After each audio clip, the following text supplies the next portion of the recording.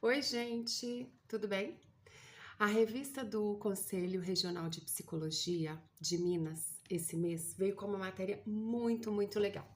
Essa revista aqui, revista do CRP Minas Gerais, e veio com uma matéria incrível que eu queria compartilhar com vocês, porque a entrevista foi muito legal e eu fiquei reflexiva a respeito dela. E acho que é legal a gente trazer isso no sentido da humanização de quem cuida, né, do profissional que está do outro lado, assim, do cuidado de pessoas, principalmente nossa posição, né? Então, é um texto de Sabrina Damasceno e ela entrevistou o Alexandre Coimbra Amaral, que é um psicólogo que tem mais de 30 anos que ele atua na área clínica. Ele já deu várias entrevistas nas mídias. E o tema da entrevista é o seguinte: ser psi. O que fazer com a dor que fica em nós? Uma profissão com tantas janelas para o mundo, todas capazes de fazer enxergar e sentir a própria humanidade. E aí tem uma entrevista, essa aqui é a carinha do Alexandre, que foi o profissional entrevistado.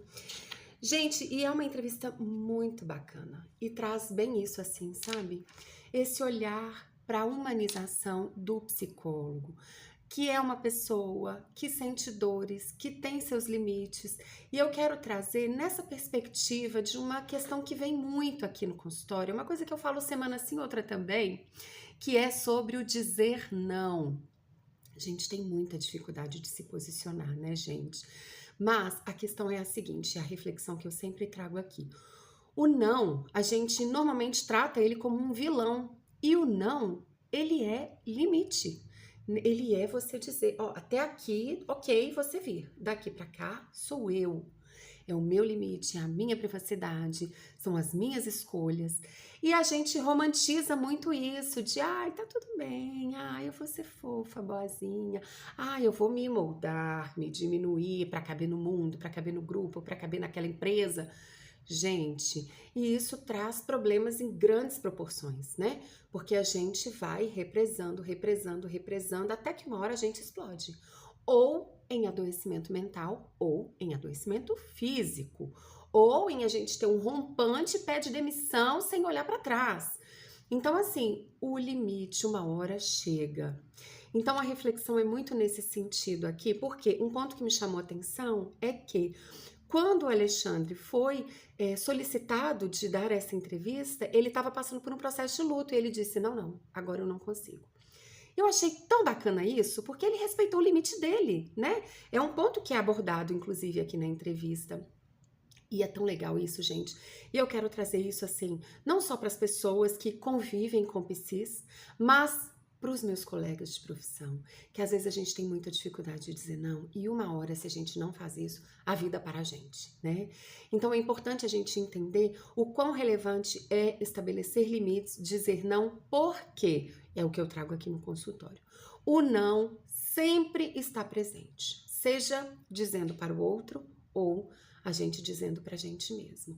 Ah, mas aí a gente romantiza.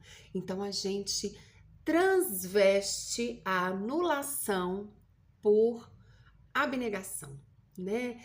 Altruísmo. Ah, não tá tudo bem, eu sou forte, eu dou conta. Mas até que ponto, né? Então, assim, a gente precisa entender e respeitar o limite da gente. Início do ano passado, eu fui insistindo no meu limite, insistindo e trabalhando muito, e sobrecarregada, e estudando ao mesmo tempo. Eu tô sempre estudando, né? Porque eu gosto muito, assim, não só pelo que isso significa em termos de capacitação profissional, mas porque eu gosto de me desafiar, de estar aprendendo uma coisa nova, de conhecer um termo novo, de pegar um viés diferente de uma abordagem. Eu acho que é bacana, né? Porque a gente agrega muito, não só como profissional, como pessoas, né, nas nossas convivências, enfim. Então eu tô sempre estudando alguma coisa, lendo alguma coisa, fazendo um mini curso, enfim. Então, no início do ano passado, eu vivi esse processo assim. E eu cheguei no ponto que eu tava assim, no meu limite literal. Eu tava trabalhando e dormindo, porque eu não eu não tinha energia, eu não tinha força vital para fazer mais nada. Eu cheguei num ponto que eu não estava fazendo atividade física, eu cheguei num ponto que a minha vida social, ela minguou completamente. E assim, gente, telefone tocava, eu não suportava atender. Eu olhava, não conseguia, porque aqui eu estava numa sobrecarga profunda. E eu entrei num estado de exaustão terrível. E eu precisei procurar ajuda. E eu lembro, gente, foi um dia assim de... Eu tava sufocada. E eu fui e conversei com o meu médico. Procurei, né, um profissional para me ajudar. Dr. Gideon, uma graça de médico. E procurei o Dr. Gideon e eu falei com ele, eu falei, Dr. Gideon, por favor, me interna. Ele, como assim, Renata? Eu falei, eu preciso dormir, eu preciso descansar, eu preciso que a minha cabeça pare de funcionar porque eu vou ficar louca.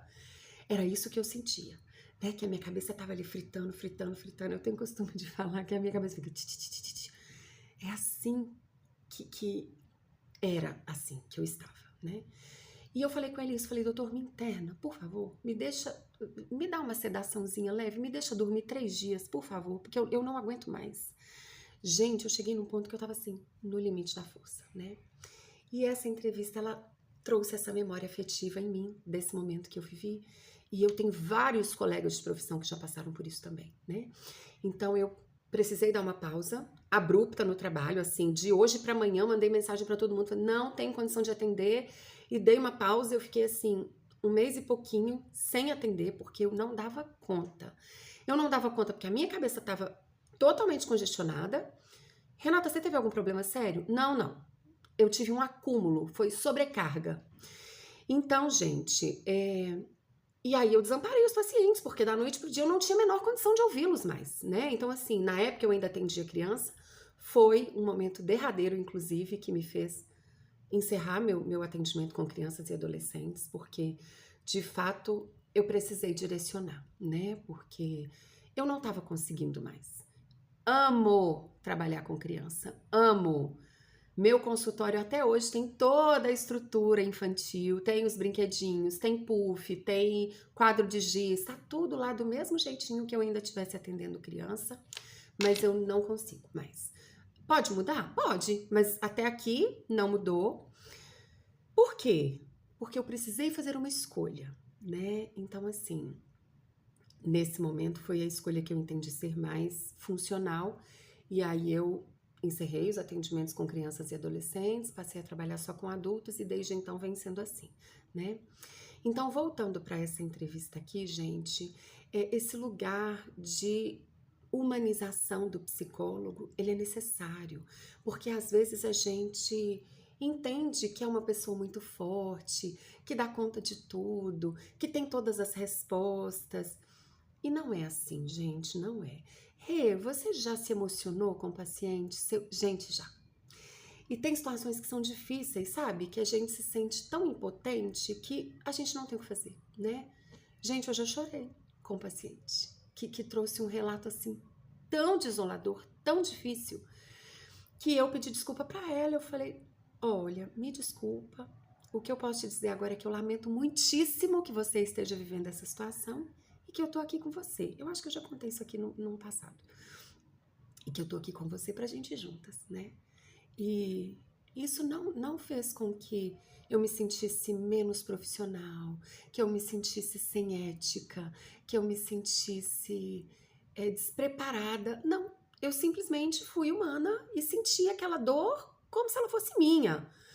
Acolhi, abracei, me recompus, obviamente, e falei, vamos embora, agora vamos. E fomos, e graças a Deus tá tudo muito bem. Mas a gente sente, a gente sofre, a gente fica impotente, a gente se sente vulnerável às vezes, né? Mas a gente tem o desprendimento e a gente consegue dar um mute nessa emoção, voltar para o nosso lugar de escuta terapêutica e de intervenção. É o que eu falo sempre com eles aqui, principalmente quando eu tenho que ter conversas mais difíceis, né? De intervenções difíceis. O meu papel enquanto profissional é fazer perguntas difíceis, intervenções difíceis, porque senão eu saio da posição de terapeuta e entro numa posição de amiga, de ouvinte apenas. E a gente não pode, nem pela profissão, pela ética, nem porque a gente estaria negligenciando ao paciente o direito dele de um tratamento, né, adequado. Mas não invalida que a gente não sinta, tá?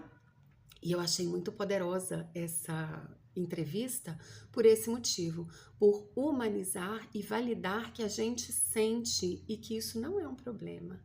Mas, Rê, tem profissionais que são pedra de gelo, tem mesmo. Aí vai talvez da abordagem que a pessoa trabalha. A gente tem um contexto histórico, inclusive, da psico, que reforça isso, esse aspecto, assim, de que a gente tem que manter um distanciamento. Mas não invalida que a gente possa ser humano. É um humano cuidando de um humano. Então, muito disso passa pela abordagem que é a qual eu escolhi trabalhar, que é a abordagem humanista, a abordagem centrada na pessoa, que é Carl Rogers. Já falei 1000 vezes dele aqui, porque ele é, assim, minha principal e mais doce inspiração. Então, eu queria trazer esse relato aí para vocês, porque, assim, às vezes, eu tenho uma relação muito bacana, assim, com os meus pacientes, sabe? E às vezes eles falam, Rê, você não fica triste? Você não fica preocupada? Rê, você não sai? Rê, você... Gente, faço tudo igual todo mundo. Saio, passeio, curto futebol, vou pro campo, tomo uma cervejinha no fim de semana com a minha família. Então, assim, eu faço tudo que todas as pessoas. Somos pessoas. Ser psico é profissão. Então, é isso que traz também essa humanização. Por trás da profissional tem a pessoa. E aí, na atuação, a gente desprende, mas uma não deixa de existir, né? Elas coexistem. Então, é isso, gente. Ser psico é ser gente, e isso não invalida que a gente possa e tenha totais recursos para cuidar de vocês, tá bom? Eu vou deixar o link dessa entrevista que foi tão incrível que de repente vocês podem querer ler, né, ter acesso e tudo, e ela foi muito legal. Então é isso. Um beijo e até a próxima. Tchau, tchau.